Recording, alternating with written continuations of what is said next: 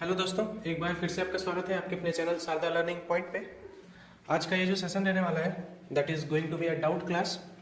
हमारे कुछ एस्पिरेंट्स ने डिफरेंट डाउट्स हमें शेयर किए हैं, उन्हीं प्रॉब्लम्स को हम इस क्लास में सॉल्व करने वाले हैं। अगर आपको भी कहीं पे प्रॉब्लम आ रही है सोल्यूशन में तो आप मुझे, ये हमारा जीमेल है sarda.learningpoint@gmail.com, यहाँ पे आप प्रॉब्लम की फ़ोटो शेयर कर सकते हैं। अगली वीडियो में हम आपके प्रॉब्लम को सॉल्व करेंगे। तो चलिए देखते हैं क्या कुछ क्वेश्चंस भेजे हमारे एस्पिरेंट्स ने। तो ये कुछ 4-5 क्वेश्चंस हैं जो हमें शेयर किए गए थे, इन्हीं क्वेश्चंस को हम सॉल्व करने वाले हैं। तो चलिए देखते हैं। पहला जो क्वेश्चन है, क्वेश्चन नंबर 56, यहाँ पे क्या कहा जा रहा है कि यदि एक आयत की लंबाई 15% बढ़ जाती है और चौड़ाई 20% तक घट जाती है तो आयत के क्षेत्रफल में प्रतिशत परिवर्तन ज्ञात करें। यानी कि आयत की जब लंबाई 15% बढ़ा दी जाएगी और चौड़ाई 20% घटा दी जाएगी तो उसके क्षेत्रफल में क्या परिवर्तन आएगा प्रतिशत में, वो हमें ज्ञात करना है। चलिए देखते हैं। सबसे पहले हमारा क्वेश्चन क्या कह रहा है, एक आयत है।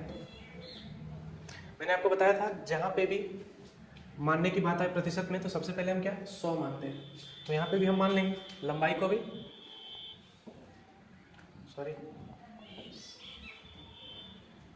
मैं यहाँ पे मान लेता हूँ लंबाई भी 100 और चौड़ाई भी 100।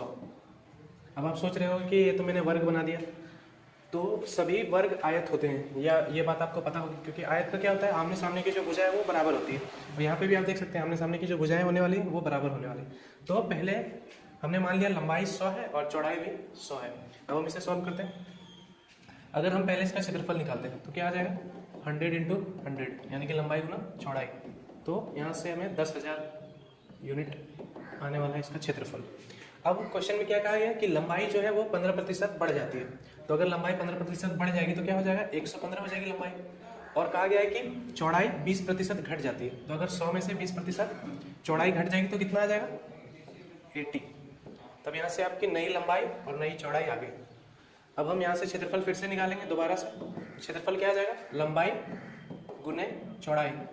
तो यहाँ से क्या आ जाएगा 8 × 5 = 40 का 0, 4 × 12 का 2, यानी कि 9200 यूनिट्स। तो यहाँ से आप देख सकते हैं क्या कि क्षेत्रफल में क्या आई है, कमी आई है। लेकिन हमें क्वेश्चन में क्या पूछा गया है, प्रतिशत कमी। तो हम यहाँ से प्रतिशत निकाल लेंगे। ये देखिए कमी कितनी आई है, तो यहाँ से हम माइनस कर देंगे। तो कमी हमारे आ रही है 800 की, 800 यूनिट्स की कमी आ रही है। अब हम इसे प्रतिशत में बदल देंगे। 800 की कमी आई है किस पर, तो इस पर, यानी कि पहले वाला जो क्षेत्रफल था उस पर। तो यहाँ से हम कैलकुलेट करेंगे प्रतिशत में बदलने के लिए गुना 100। अब यहाँ से देखें 1 2 3 4 और ये 4 0 कैंसिल। तो यहाँ से आप देख सकते हैं क्या आ गया 8%। तो 8% की क्या आ रही है, कमी आ रही है। देखते हैं हम हमारा आंसर।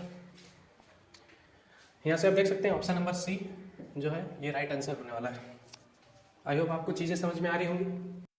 हमारा अगला प्रश्न है, ए बी को 25% लाभ पर 300 रुपये में माल बेचता है। बी इसे 10% हानि पर सी को बेचता है। इस सौदे में सी के क्रय मूल्य ए के क्रय मूल्य के कितने प्रतिशत के बराबर है। तो यहाँ से आप देख सकते हैं क्या कहा जा रहा है कि ए ने बी को कोई वस्तु बेची है 25% के लाभ पर, जिसका जो विक्रय मूल्य है वो कितना है 300 रुपये। तो यहाँ से आप देखें ए ने बी को कोई वस्तु बेची, ठीक है, और 25% के लाभ पर। तो बी को कितने रुपए में बेचा गया 300 रुपये में। 300 रुपये किसके बराबर होगा, यहाँ से आप देखें ए ने 25% के लाभ पर बेचा है, यानी कि ये जो 300 है इसमें 100% माल का क्रय मूल्य तो होगा ही और प्लस 25% लाभ भी होगा, यानी कि ये जो 300 है ये 125% के बराबर है। तो हम क्या करेंगे, यहाँ से 300 125% के बराबर है।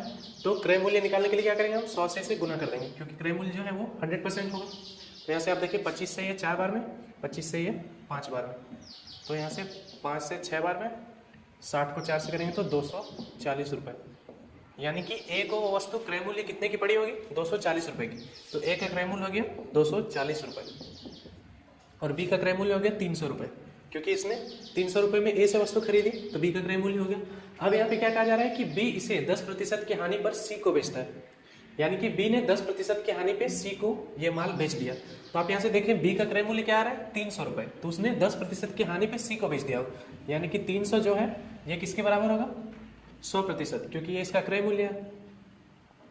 100% के बराबर होगा। इसने क्या किया, 10% की हानि पे सी को बेच दिया।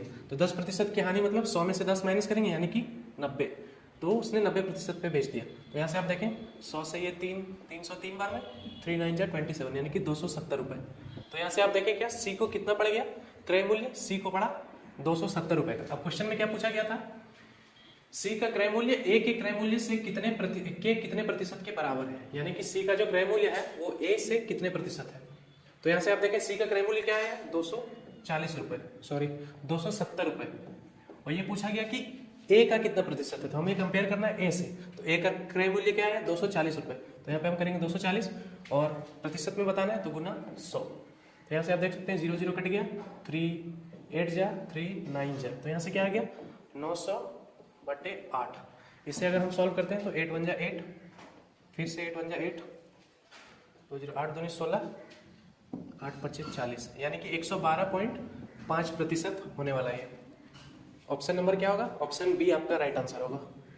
आई होप आप समझ पा रहे होंगे। यहाँ पे कंपैरिजन आपको ध्यान देना है कि किससे करना है और कैसे करना है, नहीं तो फिर से आपका जो आंसर है वो गलत हो जाएगा। अगला क्वेश्चन देखते हैं हम। अगला क्वेश्चन आपका रेशियो से है। ये टॉपिक्स मैंने कवर नहीं किए, फिर भी मैं बता देता हूँ क्योंकि डाउट आया। यहाँ से आप देखिए क्या कहा जा रहा है कि a = 2b/3। तो यहाँ से हम डाटा लिखने वाले a = 2b/3। तो हम यहाँ पे क्या करेंगे, इसे क्रॉस मल्टीप्लाई कर देते हैं। क्या आ जाएगा 3a = 2b। अब a/b इक्वल टू क्या हो जाएगा, a यहाँ पे 2 और ये 3 आ जाएगा नीचे, है ना, तो ये 3, ये आ जाएगा 3। अब यहाँ से देखें a की वैल्यू क्या आ गई 2 और b की वैल्यू आ गई 3। मैं अनुपात में बदलने के लिए यहाँ साइड में लिख रहा हूँ a b c और ये d। अब यहाँ से देखें a अनुपात b क्या है 2 3, तो यहाँ पे 2 और ये 3। अब फिर आगे देखें आप क्या कहा जा रहा है, आगे कहा गया है b = 2c/3। फिर से वही काम करने वाले हम, b = 2c/3। फिर से यहाँ पे एक और क्रॉस मल्टीप्लाई करेंगे तो क्या आ जाएगा 3b = 2c। यहाँ से b/c = 2/3। फिर से सेम चीज आई, b की वैल्यू 2 और c की वैल्यू 3। तो यहाँ से देखें b की वैल्यू 2 और c की वैल्यू 3। अगला देखते हैं, आगे कहा जा रहा है c = 2d/3, 2d/3। फिर से same cross multiply, 3c = 2d। यहाँ से भी आप देखिए क्या आ जाएगा c/d = 2/3, यानी कि c की वैल्यू 2 और d की वैल्यू 3। यहाँ से आप देखिए क्या आ जाएगा 2 3। तो सबसे पहले हम रेशियो को इक्वल करेंगे।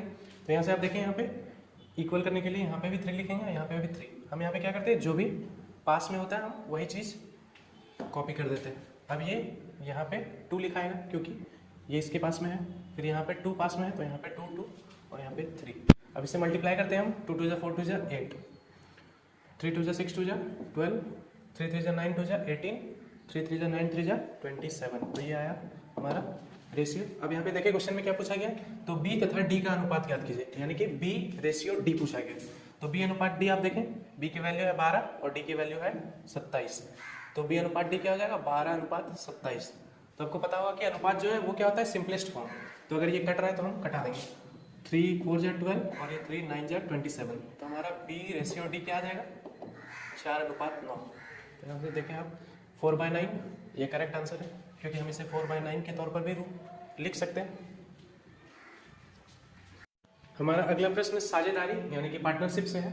यहाँ पे आप देखिए क्या कहा जा रहा है कि ए और बी क्रमशः 12,000 रुपये और 6,000 रुपये का निवेश कर साझेदारी में एक बिजनेस शुरू करते हैं। यानी कि ए की पूंजी क्या है, ए ने 12,000 रुपये निवेश किए और बी ने 8,000 रुपये निवेश किए, 6,000 रुपये निवेश किए। बी ने 6,000 रुपये निवेश किए। क्या कहा जा रहा है कि 8 महीने बाद 15,000 की पूंजी के साथ सी भी बिजनेस में जुड़ जाता है। यानी कि सी की पूंजी क्या होने वाली है, सी की पूंजी हो जाएगी 15,000 रुपये। 15,000 रुपये के साथ वो बिजनेस में जुड़ जाता है। 2 वर्ष के बाद 33,600 रुपये के लाभ में सी का भाग कितना होगा। तो यहाँ से आप देखें क्या कहा जा रहा है कि 12,000 और 6,000 के साथ ए और बी ने बिजनेस शुरू किया है और सी जो है वो 8 महीने के बाद आया। तो अगर 2 वर्ष की बात की जा रही है तो ए और बी जो है वो पूरे 2 वर्ष रहने वाले हैं। तो 2 वर्ष में कितने महीने होते हैं, 24 महीने। तो ये भी 24 महीने और ये भी 24 महीने तक बिजनेस में रहने वाले हैं। और सी 8 महीनों के बाद आया, तो 24 में से 8 गया तो 16, यानी कि ये 16 महीने तक बिजनेस में रहेगा। तो यहाँ से हम क्या करेंगे, इसका अनुपात निकाल लेंगे ए, बी और सी का। तो यहाँ से आप देखिए 3 0 3 0 और 3 0, ये कैंसिल हो जाएगा, 3 3 0 कट गए। उसके बाद 4 से कटाते, 4 बार में 16, 6 बार में 24 और ये 6 बार में 24। फिर 3 से कटाते, 3 5 15, 3 से 2 बार में 6, 3 चौक 12। यहाँ से देखें और भी कुछ कट रहा है क्या, 2 से कट जाएगा, फिर 2 दूना 4, 2 तिया 6, 2 तिया 6, और भी कुछ, ये 2 कट गया, ये 2 कट गया और ये 4 2 बार। तो यहाँ से आप देखिए पूंजी का अनुपात क्या आ जाएगा, 2 तिया 6 अनुपात 3 अनुपात 5, 6 अनुपात 3 अनुपात 5। ठीक है, तो ये ए बी सी और ए बी और सी की पूंजी का अनुपात आ गया, 6 अनुपात 3 अनुपात 5। तो इसी अनुपात में जो भी लाभ है वो बटेगा। तो यहाँ से आप देखिए क्या है, लाभ है 33,600 रुपये और अनुपात क्या था, 6 3 5। तो इन तीनों को हम ऐड कर देंगे, तो 6 3 9 और 5 14। तो 14 के अनुपात में ये बट जाएगा। पूछा क्या गया है, सी का भाग। तो सी का हिस्सा देखिए आप क्या है, सी का हिस्सा है 5। तो यहाँ से हम गुने 5। अब यहाँ से आप देखें 14 से 2 बार में ये कट गया, 28 बच गया 5 6, 14 चौक 56, यानी कि 2400 आ गया। 2400 को 5 से करेंगे तो 24 पंजे 120 और ये 2 0, यानी कि सी का लाभ में हिस्सा क्या होने वाला है, 12,000 रुपये। यहाँ से आप देखें ऑप्शन नंबर बी।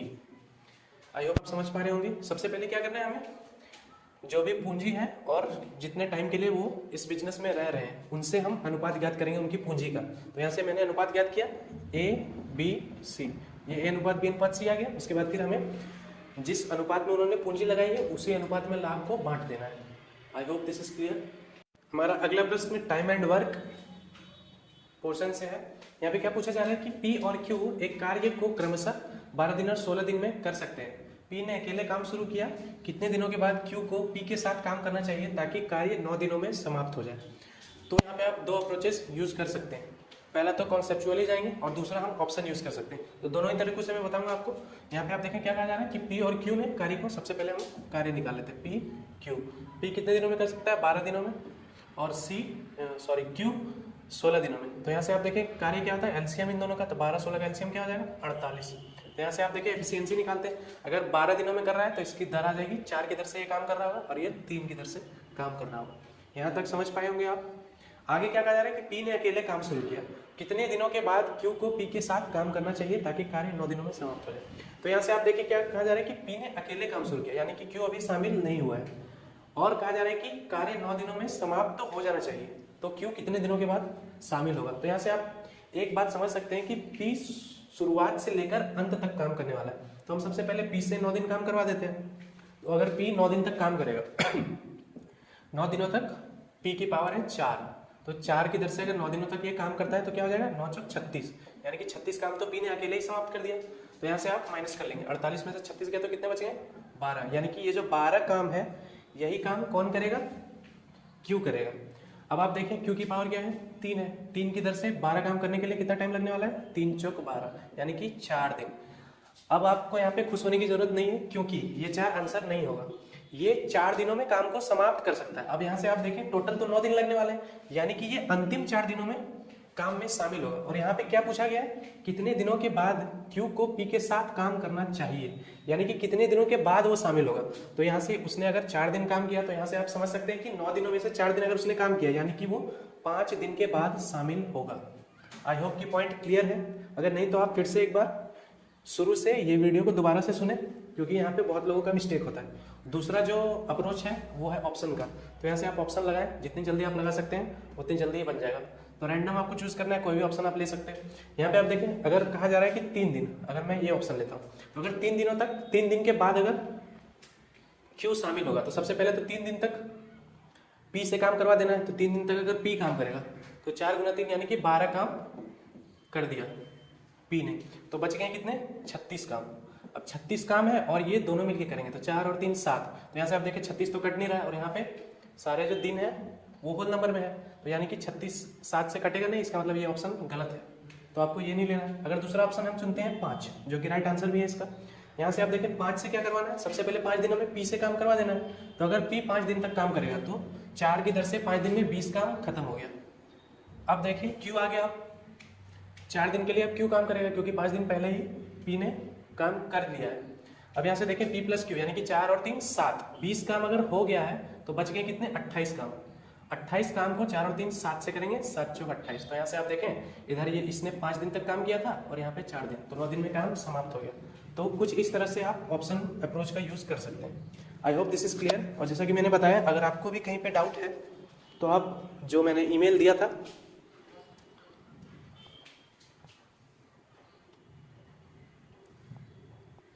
ये sarda.learningpoint@gmail.com, यहाँ पे आप अपनी प्रॉब्लम की फोटो खींच कर भेजें।